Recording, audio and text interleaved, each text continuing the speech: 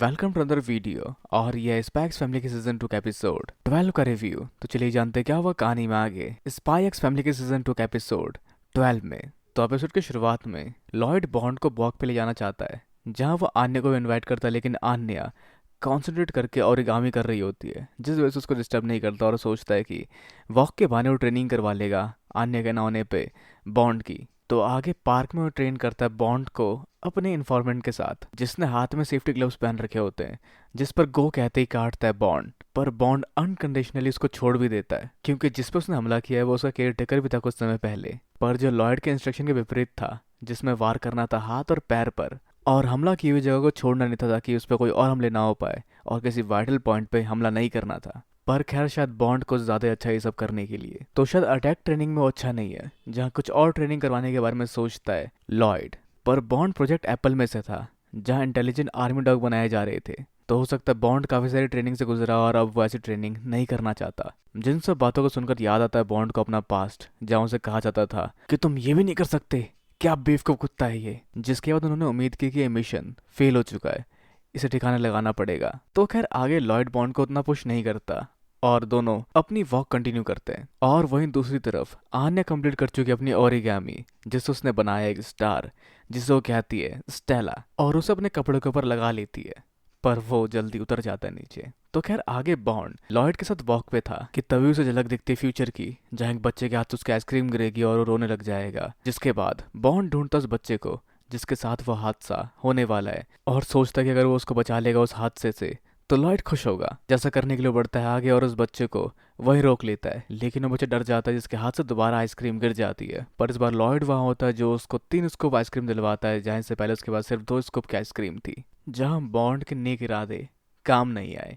और वैसे दोबारा बॉन्ड को दिखता है भविष्य की झलकी, जहाँ एक साइकिल एक अंकल को ठोक देगी, और बॉन्ड दोबारा उस अंकल को ढूंढकर उनके जैकेट को पीछे से पकड़ लेता था कि वो साइकिल से ना टकराए, पर उससे वो काफी डर जाते हैं, और उस दौरान वहां से वो साइकिल गुजर जाती है। पर लॉयड की नज़र में उसने उसे काटा है या काटने की कोशिश की है, जो अनएक्सपेक्टेबल है, और लॉयड दोबारा ट्रेन करेगा उसको। और अगर वही बॉन्ड साथ में होता आन्या के, तो उसके एक्शन अब तक प्रेस किए जाते, पर बॉन्ड यहाँ एक गुनहगार बन गया, जिससे बॉन्ड थोड़ा उदास हो जाता है। और आगे लॉयड भी उसके बारे में समझता है कि उसको उसने काफ़ी हद तक ट्रेन किया है और देखा है कि वो काफ़ी बेहतरीन तरीके से समझता है, तो बॉन्ड ऐसा नहीं कर सकता।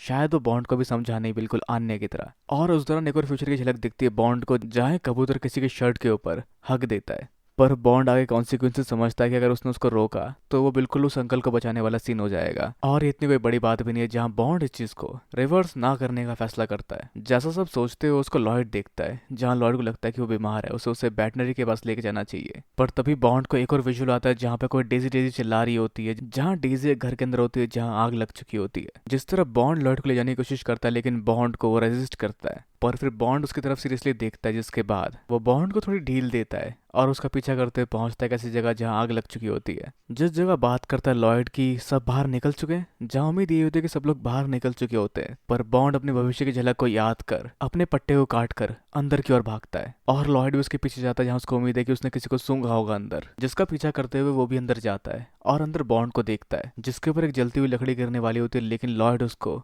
लात मार के किनारे कर देता है, और देखता है उसने एक पपी को बचाया है जिसका नाम डेजी है। जिसके बाद आगे वो बाहर निकलने की तैयारी करते हैं, जहां सब जगह आग लगी देखकर आउटडोर स्टेट्स की तरफ जाने की सोचता है लॉयड, जिसके लिए वो किसी कमरे से होते गुजरने वाला होता है, लेकिन उसको बॉन्ड वहीं रोक देता है, जिसका मतलब लॉयड नहीं समझ पाता, लेकिन उसके पीछे कारण था कि उस घर का फर्श जल्दी जल के गिरने ही वाला था, तो आगे शायद इन्हें बचने के लिए खिड़की से कूदना पड़ेगा। पर बॉन्ड को हफ्ता देखकर वो उसके लिए थोड़ी हवा जमा करने के लिए एक पन्नी उठाता है और उसमें कुछ एयर जमा कर लेता है, जिसका इस्तेमाल शायद हवा ना मिलने पे वो करने वाले होते हैं। पर खैर आगे उन्हें एक बैग मिलता है, जिसके अंदर उस पपी को बंद कर देता है ताकि उसको कैरी कर सके, और लॉयड बॉन्ड से कहता है उसको फॉलो करने के लिए, और इस तरह से दोनों साथ में खिड़की तोड़ते हुए उस जगह से बाहर निकलते हैं। और आगे वहां खड़े वो अंकल जान पाते हैं कि ये डॉग अंदर इस बच्ची को बचाने गया था। पर जिस सब भाग दौड़ में बॉन्ड की पीठ पे आग लग जाती है, जिसको बुझाने के लिए उसको पानी फेंका जाता है, और वो सिकुड़ कर पतला सा हो जाता है, जो फर के अंदर इस तरह से छिपा हुआ था, जहां लॉयड ने उसको इस रूप में नहीं देखा था, क्योंकि उसने आज तक उसको नहलाया नहीं था, जो काम मोस्टली योर करती है। और उसको इस रूप में देखकर लॉयड अपनी हंसी रोकते रोकते रोकता है। पर खैर बॉन्ड तभी वहां से कुछ और भाप कर आगे बढ़ता है। जिस तरह वो एक टोपी पहने शख्स की तरफ बढ़ता है और उसके पैर पे काट लेता है, जो सब लॉयड देख पाता है। और आगे वो बंदा अपने बैग से एक चाकू निकालता है, जिसके दौरान उसके बैग के अंदर रखे तेल और माचिस के डिब्बे गिर जाते हैं और वो चाकू से वार करने वाला होता है बॉन्ड के ऊपर कि तभी वहां आता है लॉयड और अपने घुस्से से उसको बेहोश कर देता है और समझ पाता है कि इस सबके पीछे यही शख्स था। और इसने यही नहीं कई सारी और जगहों पे भी आग लगाया है। तो लॉयड बस उसको वहां बांध देता है ताकि बाकी काम पुलिस खुद कर ले। तो आगे डेजी मिल पाती है अपने मालकिन से और एक हैप्पी एंडिंग होती है। पर लॉयड वहां से निकलने की सोचता है क्योंकि वो नहीं चाहता कि उसकी फोटो अखबार में आए, जैसे वो बॉन्ड के लिए भी कहता है। पर बॉन्ड चाहता था कि उसे इसका अप्रिसिएशन मिले और बहुत सारी चीजें मिले। पर बॉन्ड को अप्रिसिएशन के साथ साथ डांट भी मिलती है क्योंकि लॉयड ने उसको कहा था हमेशा हाथ पे काटने के लिए, पैर पे नहीं, ताकि वो हाथ का इस्तेमाल हथियार निकालने के लिए ना कर सके। पर इस डांट के बारे में शायद उसने सिर्फ सोचा था क्योंकि आगे लॉयड उसे कहता है कि ज्यादा अपने आप को पुश मत करो क्योंकि कोई है जो तुम्हारा घर पे इंतजार कर रही है और अगर तुम मारे गए तो वो काफी ज्यादा दुखी होगी। जो बात कर रहा होता है आन्या की, जहाँ आन्या और उसकी मेमोरी काफी हद तक फ्लैश होती है और आगे लॉर्ड भी माफी मांगता है उससे उसको इतना पुश करवाने के लिए। और साथ ही वो उसको भी रिकॉग्नाइज करता है एज अ फॉर्जर। और आगे वैसे लॉर्ड उसको सभी डॉग पार्क घुमाने ले जाने वाला होता है क्योंकि वही था जो वेकेशन में नहीं घूम पाया। और वैसे घर पर आन्या और योर साथ में ओरिगामी कर रहे होते हैं, जहाँ योर बनाती है पेंगुइन, जो मुझे तो पेंगुइन लगा लेकिन आन्या को समझ नहीं आया कि वो पेंगुइन है। पर फिर आन्या को इम्प्रेस करने के लिए वो एक लंबी सी लड़ी बनाती है इंसानों की, लेकिन उसने कुछ ज़्यादा ही काट दिया उस पेपर को। और खैर तभी घर वापसी करते हैं बॉन्ड और लॉयड, जहाँ भीगे हुए बॉन्ड को देखकर आन्या कहती है कि वो सिकुड़ गया। जहाँ पूरी कहानी को लॉयड कवर करता है कि किसी ने गलती से बॉन्ड के ऊपर पानी छिड़क दिया।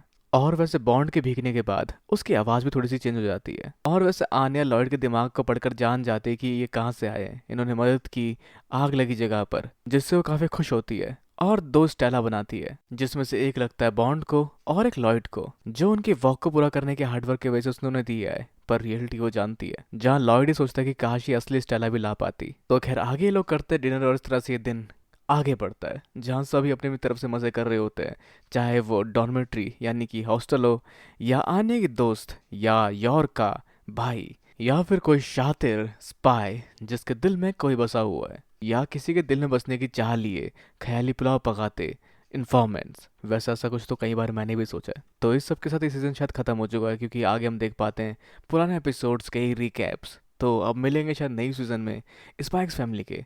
और अगर आपने एंजॉय किया तो नीचे कमेंट करना बिल्कुल ना भूलें, इस वीडियो को लाइक शेयर और सब्सक्राइब करना भी बिल्कुल ना भूलें। तो अगली मिलते हैं अगली वीडियो में। Sayonara and have a nice day.